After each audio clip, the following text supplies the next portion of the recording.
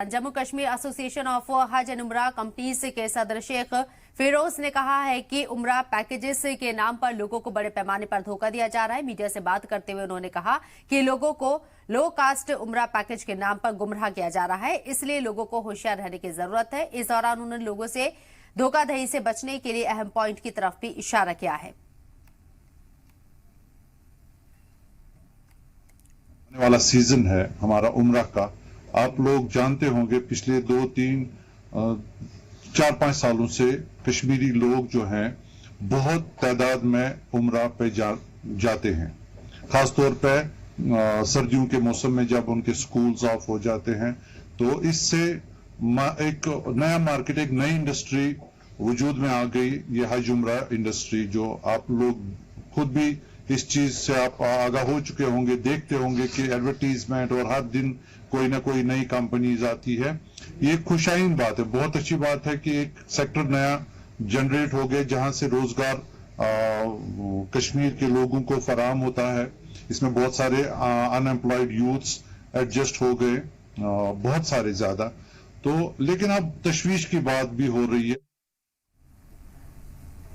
तो जिस तरीके से धोखाधड़ी हो रही है उम्र के नाम पर शॉर्ट पैकेजेस से यहां पर देने की बात कही जा रही है और फिर लोगों से धोखाधड़ी की जा रही है, उसके खिलाफ यहां एक मुहिम चलाई गई है। जम्मू कश्मीर एसोसिएशन ऑफ हज एंड उम्रा कंपनीज के सदर यहां शेख फिरोज ने कहा है कि उम्रा पैकेजेस के नाम पर लोगों को बड़े पैमाने पर धोखा दिया जा रहा है। मीडिया से बात करते हुए उन्होंने ये भी कहा कि लोगों को लो कास्ट उम्रा पैकेज के नाम पर गुमराह किया जा रहा है, इसलिए लोगों को होशियार रहने की जरूरत है। शौकत बेग हमारे नुमाइंदे हमारे साथ लाइव मौजूद है, सीधे उनका रुख करते हैं। शौकत, आपसे जानना चाहेंगे किस तरीके से उम्रा के नाम पर यहाँ लोगों के साथ धोखाधड़ी हो रही है और इसको लेकर आज जो प्रेस कॉन्फ्रेंस हुई क्या क्या चीजें बताई गई हैं?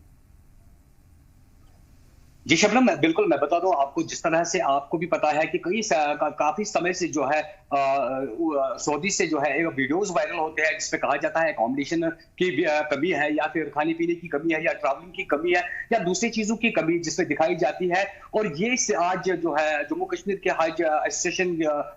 जो कंपनी है उसके सदर शेख फिरोज ने आज प्रेस कॉन्फ्रेंस करके इन बातों का खुलासा किया है, जिन्होंने इनमें बताया कि क्या रीजन है कि इनके साथ जो है धोखेधड़ी हो रही है और क्या वजह है, कौन लोग हैं जो लोग इस तरह की हरकतें करते हैं। उन्होंने ये भी प्रेस कॉन्फ्रेंस में कहा है कि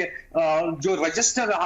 टूर एंड ट्रैवल ऑपरेटर है उनसे राबिता कीजिए, उनके जरिए आप हज और उम्रा को जो है अंजाम दीजिए। मजीद जानकारी के लिए हमारे साथ जो है हज उम्रा के सदर जो है शेख फिरोज वो हमारे साथ बातचीत करने के लिए मौजूद है। उनसे मजीद जानकारी इनसे जानते हैं। खैर मकदम आपका फिरोज साहब करते हैं जी मीडिया में। सर, आपसे जानना चाहेंगे, आज आपने प्रेस कॉन्फ्रेंस की जिसमें पूरी तरह से आपने खुलासा किया है कि किस तरह से यहाँ पर धोखेधड़ी हो रही है, पूरी बात आपसे जानना चाहेंगे। एक्चुअली ये जो उम्रा का सिलसिला पिछले 5-8 सालों से बढ़ गया तो उस सूरत हाल में अभी तक तो काम ठीक ठाक चल रहा था। कोई कंप्लेंट एक आध कंप्लेंट आती थी तो वो उसको हम देखते थे, लेकिन ये काम पिछले 1-2 सालों से अब बहुत बढ़ गया और इधर से एजेंट्स भी बहुत बढ़ गए, ट्रैवल एजेंट्स कंपनीज बहुत ज्यादा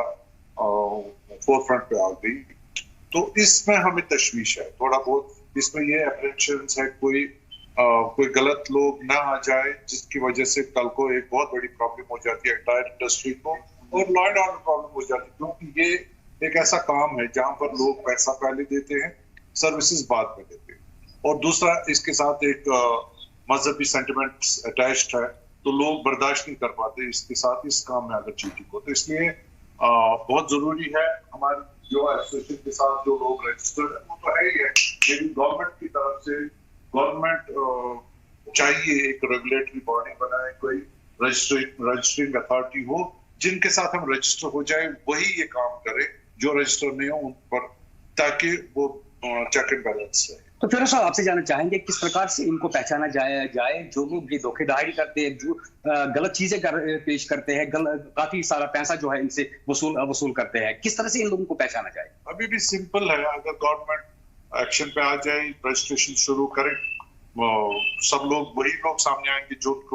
जिनके रजिस्ट्रेशन करनी है, जिनको सीरियसली बिजनेस में रहना है, और जो लोग रजिस्टर्ड नहीं है वो खुद ब खुद आउट हो जाएंगे, मार्केट से बाहर हो जाएंगे। अगर गवर्नमेंट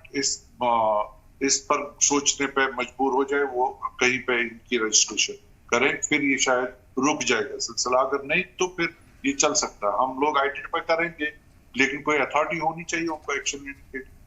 यानी